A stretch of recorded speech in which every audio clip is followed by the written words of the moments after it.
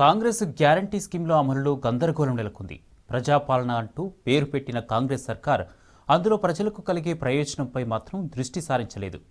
Ration card, Rythu Bharosa, Indiramma ఇల్లు మంజూరుపై ప్రభుత్వం స్పష్టత ఇవ్వకపోవడంపై ప్రజల్లో అనేక సందేహాలు వ్యక్తమవుతున్నాయి. 5 గ్యారంటీలకు ఒకే దరఖాస్తును తీసుకోవడం, ఆయా గ్యారంటీలకు మార్గదర్శకాలను ప్రకటించకపోవడంపై ప్రజలు అసహనం వ్యక్తం చేస్తున్నారు.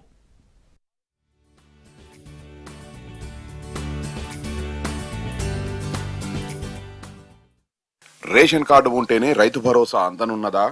పెట్టుబడి సాయానికి పరిమితి విధించే దిశగా కాంగ్రెస్ సర్కారు అడుగులు వేస్తున్నదా? గరిష్టంగా 7.5 ఎకరాలకే పెట్టుబడి సాయం అందజేయనున్నదా? రేషన్ కార్డు లేకపోతే పెట్టుబడి సాయం రాదా అంటే అవుననే అనుమానాలు కలుగుతున్నాయి. రైతు భరోసాకు రేషన్ కార్డుకు లింకు చేసే దిశగా చర్యలు చేపట్టడమే అందుకు కారణం. ప్రస్తుతం ప్రజాపాలన కార్యక్రమంలో దరఖాస్తులకు రేషన్ కార్డు ప్రతిని జమ చేయాలని ప్రభుత్వం స్పష్టం చేసింది. అంటే తెల్ల రేషన్ కార్డు ఉన్నవారు మాత్రమే గ్యారంటీలకు దరఖాస్తు చేసుకునే అవకాశం దాని ప్రకారమే ఉన్నది.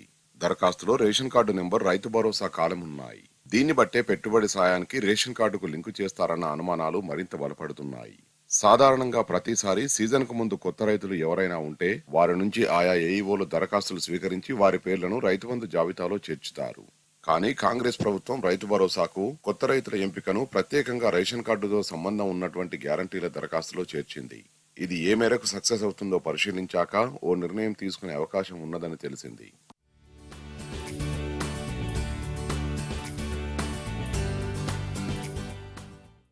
ఆహార భద్రత నిబంధనల ప్రకారం తెల్ల రేషన్ కార్డు పొందాలంటే తడి భూమి 3.5 ఎకరాల వరకు, మెట్ట భూమి 7.5 ఎకరాల వరకు ఉండాలి. అంటే ప్రస్తుతం తెల్ల రేషన్ కార్డు కలిగి ఉన్న వారికి గరిష్టంగా 7.5 ఎకరాల వరకు భూమి ఉంటుంది.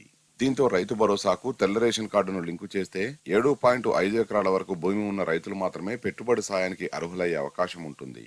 ప్రభుత్వం కూడా రేషన్ కార్డు నిబంధనలకు కాస్త అటు ఇటుగా భూపరిమితిని పెట్టాలని భావిస్తున్నట్టు తెలిసింది. ప్రస్తుతం రైతు బంధులో సుమారు 70 లక్షల మంది రైతులు ఉండగా 1.52 కోట్ల ఎకరాల భూమి ఉన్నది. ఇందులో 8 నుంచి 54 ఎకరాల వరకు సుమారు 3 లక్షల మంది రైతులు ఉన్నారు. వీరి వద్ద 26 లక్షల ఎకరాల భూమి ఉన్నది. వీరికి సుమారు 13 కోట్ల రూపాయల వరకు రైతు బంధు అందుతున్నది. అయితే 8 ఎకరాల్లోపు రైతుల్లోనూ రేషన్ కార్డు లేని రైతులు చాలా మంది ఉన్నారు.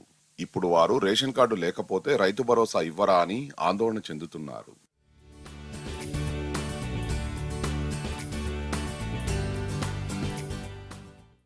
తొలి నుంచి కాంగ్రెస్ పార్టీ రైతు భరోసాలో భూపరిమితికి మద్దతుగానే తన వైఖరిని వెల్లడించింది. అధికారంలోకి వచ్చిన 2 రోజులకే ఆ పార్టీ మంత్రి సీతక్క, సీనియర్ నేత ఎమ్మెల్సీ జీవన్ రెడ్డి రైతు భరోసా పరిమితిపై కీలక వ్యాఖ్యలు చేశారు. పెద్ద పెద్ద భూస్వాములకు పాడుబడ్డ భూములకు రైతు బంధు ఇస్తున్నారని, దీన్ని ఖచ్చితంగా సవరిస్తామని స్పష్టం చేశారు. గ్యారంటీల దరఖాస్తు ఆవిష్కరణ సందర్భంగానూ రైతు భరోసా పరిమితిపై చర్చించి నిర్ణయం తీసుకుంటామని సీఎం రేవంత్ రెడ్డి వ్యాఖ్యానించడంతో దీనిపై జోరుగా చర్చ జరుగుతున్నది. అయితే ఈ యాసంగి సీజన్ కు నిబంధనల్లో మార్పులు చేర్పులకు సమయం లేకపోవడంతో ఈసారి పాత పద్ధతిలోనే రైతు బంధు పంపిణీ చేస్తున్నది. వానాకాలం సీజన్ నాటికి భారీ మార్పులు తీసుకొచ్చే అవకాశాలున్నాయి. బీఆర్ఎస్ ప్రభుత్వం రైతు బంధు కింద ఏటా ఎకరానికి 10,000 రూపాయలు ఇవ్వగా కాంగ్రెస్ పార్టీ రైతు భరోసా కింద 15,000 రూపాయలు ఇస్తామని హామీ ఇచ్చింది. ఇది అమలు చేయడం ద్వారా ప్రభుత్వంపై ఏటా అదనంగా 7,500 కోట్ల రూపాయల వరకు ఆర్థిక భారం పడుతుంది. అంటే ప్రస్తుతం ఏటా 15,000 కోట్ల రూపాయలు అవసరమవుతుండగా ఇక నుంచి 22,500 కోట్ల రూపాయలు అవసరం కానున్నాయి. అయితే ఇంత ఆర్థిక భారం మోయడం ప్రభుత్వానికి ఇబ్బందికరమనే అభిప్రాయాలు వ్యక్తమవుతున్నాయి. ఈ నేపథ్యంలోనే రైతు భరోసాకు పరిమితులు విధించాలని ప్రభుత్వం ఆలోచిస్తున్నట్టు చర్చ జరుగుతున్నది.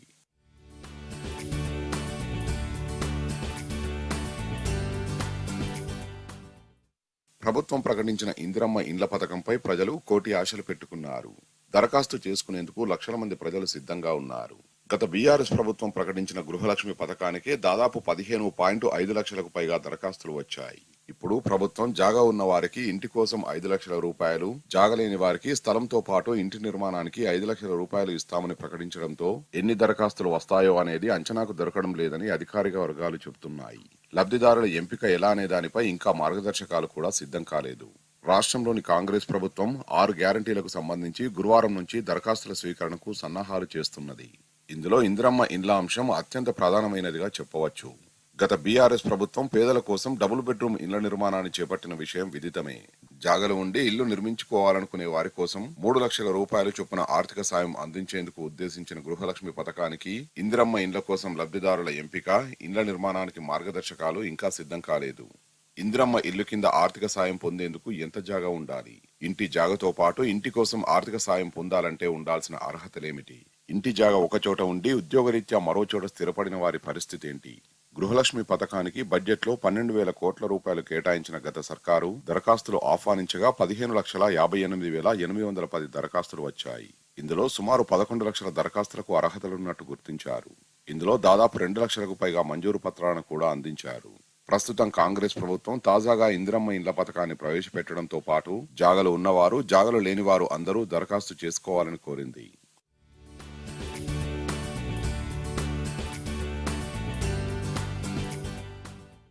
మరోచోట స్థిరపడిన వారి పరిస్థితి ఏమిటి? లబ్ధిదారులను ఎవరు ఎంపిక చేస్తారు? ఒక్కో నియోజకవర్గానికి ఎన్ని మంజూరు చేస్తారు? జాగలేని వారి కోసం ఒకవేళ స్థానికంగా ప్రభుత్వ భూమి ఉంటే భూసేకరణ చేస్తారా? తదితర అనేక అంశాలపై మార్గదర్శకాలు వచ్చాకే స్పష్టత వచ్చే అవకాశం ఉన్నది.